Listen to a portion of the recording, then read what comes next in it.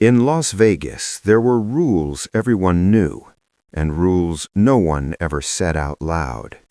In 1963, the city glittered every night. Neon lights cut through the desert darkness, music poured out of hotel doors, and laughter echoed across casino floors that never slept. To tourists, Las Vegas was freedom, a place where anything felt possible. To those who lived and worked there, it was something else entirely. Behind the glamour existed an invisible hierarchy, power measured not by fame alone, but by fear. And if you didn't understand that hierarchy, you learned quickly, sometimes painfully, sometimes permanently. Catherine Romano understood discipline. She understood hard work. She understood survival. What she didn't understand, not at first, was how dangerous it could be to simply say no. A girl with rules. Catherine Romano was 23 years old when she joined Dean Martin's show at the Sands Hotel. Everyone called her Cat. She wasn't the loudest dancer, she wasn't the flashiest, but when Cat stepped on stage, people noticed. Dark hair framed her face perfectly under the stage lights.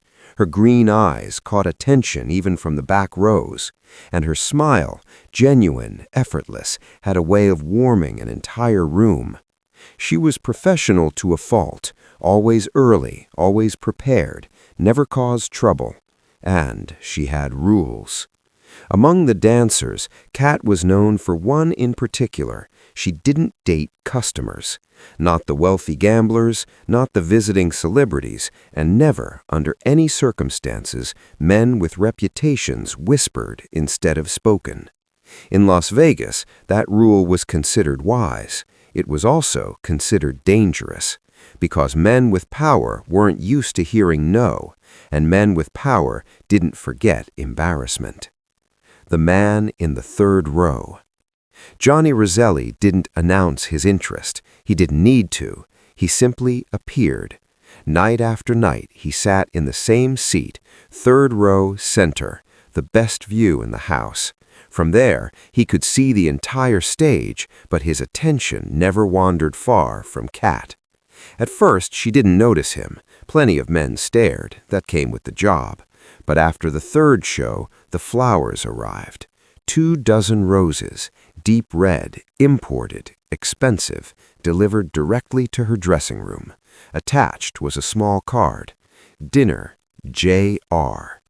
Cat read it once, then twice, then placed it back in the envelope. She returned the flowers with a note written carefully in neat handwriting. Thank you for the gesture, but no, C.R. Most men would have taken that answer. Johnny Roselli was not most men. A name people feared.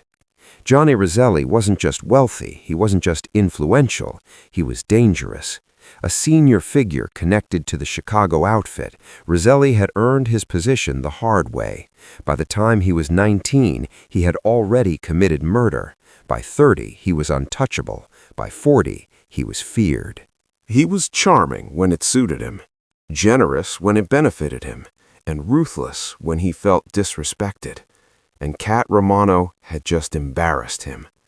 The flowers kept coming, then the jewelry, a bracelet, then a necklace, each more expensive than the last, each returned unopened. Cat remained polite, calm, uninterested. She had a boyfriend back in Ohio, a quiet, decent man who worked at his father's hardware store.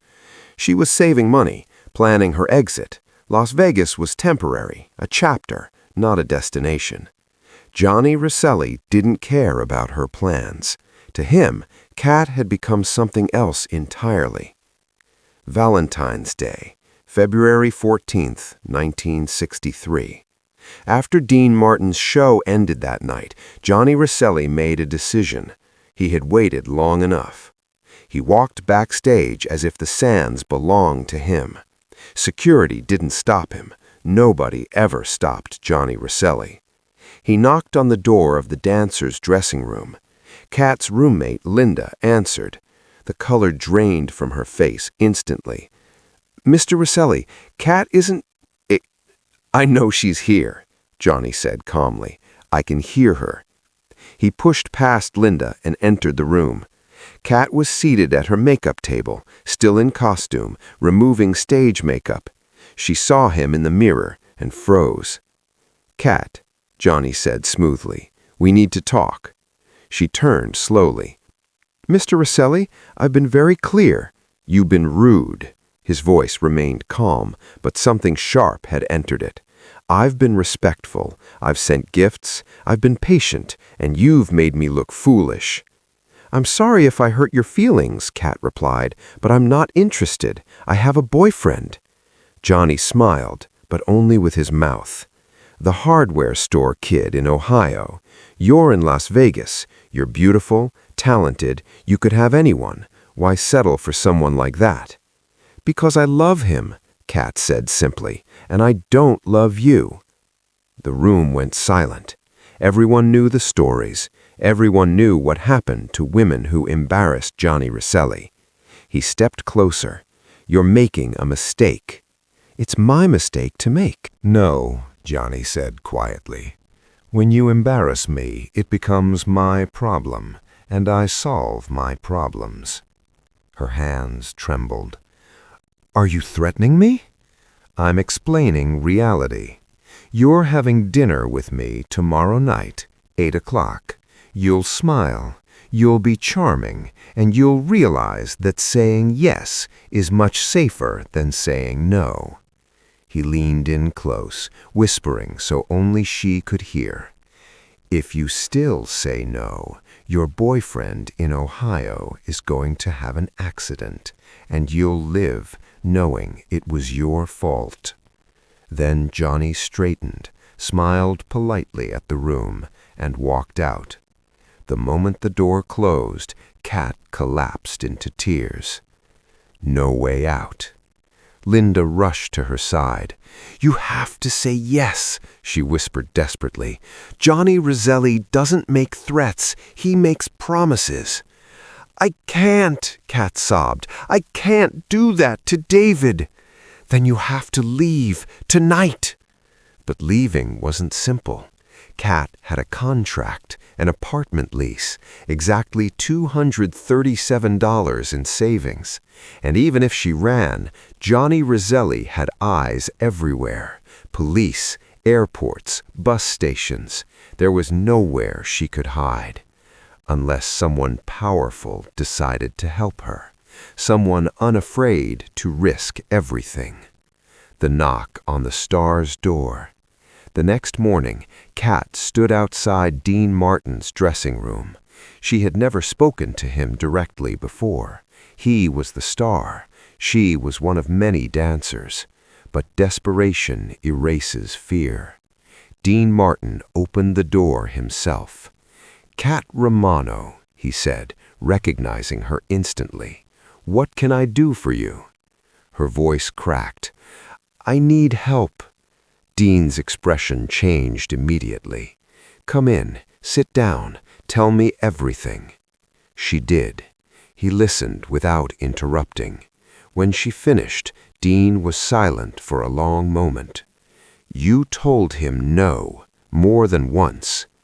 "Yes." Dean nodded slowly. "When's the dinner?" "Tonight, 8, Desert Inn." Dean set his coffee down. "Okay," he said, "here's what we're going to do." A dangerous choice. You're not going to that dinner. You're disappearing today. Kat stared at him. "Why would you do this? He'll be furious. He could hurt you." Dean picked up the phone. "Let me worry about Johnny." He made a call, then another. "Go home. Pack one suitcase, just essentials. Don't tell anyone where you're going. Meet me in the employee parking lot in 2 hours. And Kat," he added softly, "don't be afraid." The plan. 2 hours later, a black Cadillac pulled up. Dean was driving. Frank Sinatra sat in the passenger seat. They drove in silence. Later, Sammy Davis Jr. joined them. Plans were made, calls were placed, favors were called in. Dean handed Kat $2,000 in cash. "You're not coming back, and that's okay." The confrontation. At 3 in the morning, Johnny Roselli knocked on Dean Martin's door. They stood face to face. "She's gone," Johnny said. "She's safe," Dean replied. Silence stretched. Finally, Johnny laughed. "You're brave or insane." "Probably both." Johnny left. Aftermath. Kat made it home. She married her boyfriend, built a life. Every Valentine's Day, she sent Dean a card. 2 words: "Thank you." 43 years. Dean kept them all. Legacy. Dean Martin never bragged. When asked, he said, "I just helped someone get home." But those who knew understood. That night, decency won. And sometimes that's enough. If you've made it this far, it's because this story touched you in some way. Stories like this don't appear in the spotlight. They live behind the scenes, in silent moments, in choices that no one applauded, but that changed lives.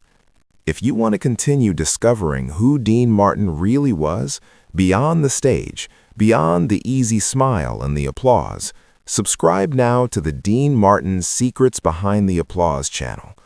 Like this video, it helps the channel continue bringing real stories like this one. And in the comments, I want to know, would you have had the same courage as Dean Martin that night? Here, the myth falls silent, and the truth finally speaks.